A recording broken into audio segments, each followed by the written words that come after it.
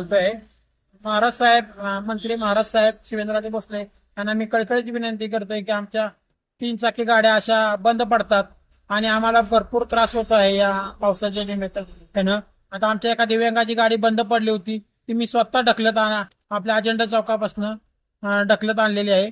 तरी आम्हाला आमदार फंड तुमचा तुम्ही लवकरात लवकर खर्च करावा आणि आम्हाला गाड्या मिळवून द्याव्यात हीच आम्ही मला विनंती करत आहे।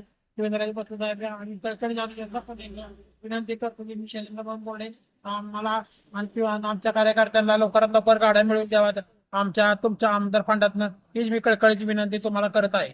धन्यवाद।